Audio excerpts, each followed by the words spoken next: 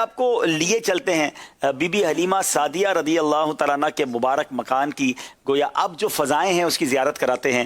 آج بھی عاشقان رسول اس جگہ کو ڈھونڈ لیتے ہیں اور جا کے کچھ برکتیں لوٹ کر آتے ہیں. آئیے دیکھتے ہیں.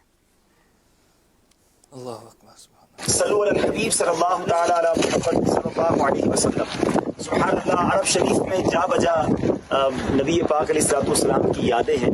آج ہم طائف شریف سے تقریباً 60 کلومیٹر آگے بنو سعد کے اس علاقے میں موجود ہیں جہاں نبی پاک علیہ الصلوۃ والسلام کا بچپن گزرا. میرے آقا کے بچپن کی یادیں یہاں پر ہیں. اس وقت ہم جہاں موجود ہیں یہ بی بی حلیمہ سعدیہ رضی اللہ تعالی عنہا کا مقام تھا.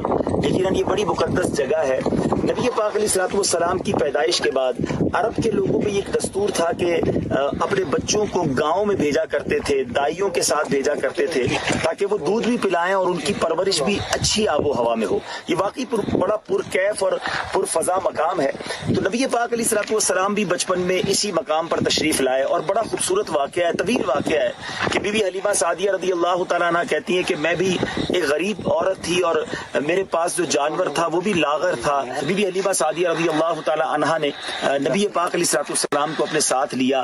جاتے ہوئے فرماتی ہیں جب یہاں سے مکے، آپ ذرا سوچیں کتنا راستہ ہوگا یہاں سے، ابھی بھی اگر گاڑی میں جائیں اسپیڈ سے جائیں تو تقریباً اس مقام سے 2 گھنٹے گاڑی میں لگتے ہیں. تو اونٹ پر، کھچر پر، گھوڑے پر کتنا ٹائم لگتا ہوگا. بی بی حلیمہ سعدیہ کہتی ہیں جاتے ہوئے بار بار میرا جو جانور تھا، میرا جو کھچر تھا وہ پیچھے رہ جاتا تھا، اور جب واپسی آنے لگی تو اب میرا جانور سب سے آگے. میرے قافلے والے کہتے ہیں اے حلیمہ کیا جانور بدل لیا ہے؟ تو میں نے کہا جانور تو نہیں بدلا مگر لگتا ہے تقدیر بدل گئی ہے. پیارے آقا علیہ الصلوۃ والسلام وہ نور برساتا چہرہ بی بی حلیمہ سعدیہ کے ساتھ تھے. ابھی حلیمہ سعدیہ کو پتہ نہیں تھا کہ کس کو لے کر آئی ہیں، وہ کون سی ہستی ہیں جو ان کے ساتھ اس گھر میں اس مقام پر آئیں. گاؤں کے لوگ، یاد رہے پہلے کے زمانے میں تو لائٹس نہیں تھی، تو گاؤں کے لوگ لائٹس نہیں جلاتے تھے، چراغ رات کو نہیں جلاتے تھے، مگر بی بی حلیمہ سعدیہ رضی اللہ تعالیٰ عنہ کے گھر سے ساری رات روشنی آتی تھی. گاؤں کی خواتین بی بی حلیمہ سے کہتی اے حلیمہ تمہارے گھر میں ساری رات چراغ جلتا ہے؟ تو آپ فرماتی کہ نہیں، میرے گھر میں کوئی چراغ نہیں جلتا، ایک نور برساتا چہرہ ہے جس کی روشنی میرے گھر کو روشن کر رہی ہے. سبحان اللہ. بی بی حلیمہ سعدیہ کہتی ہیں میرے بدن میں بھی طاقت آ گئی، میں بھی صحت مند ہو گئی، میرے گھر کے جانور بھی صحت مند ہو گئے، بکریاں بھی دودھ دینے لگ گئیں. قریب ہی ایک مقام پر بی بی حلیمہ سعدیہ کی بکریاں چرائی جاتی تھی. تو اب آپ کی جو بکریاں اس چراگاہ میں جاتی وہ فربا ہو کر، صحت مند ہو کر لوٹتی.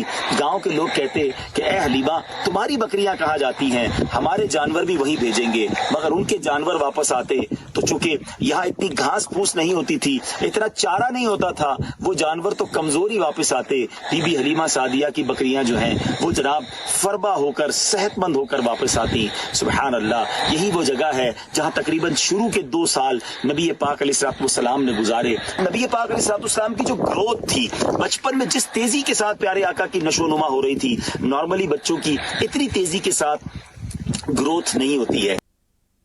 کیا بات ہے. نبی پاک کے کمالات کا ظہور پیدائش سے پہلے بھی، پیدائش کے وقت بھی، اور بچپن کے عالم میں ہی. سبحان اللہ سبحان اللہ. آئیے کچھ کال سلسلے میں شامل کرتے ہیں. جی. اطہر طارق غوری ٹاؤن اسلام آباد سے عرض کر رہا ہوں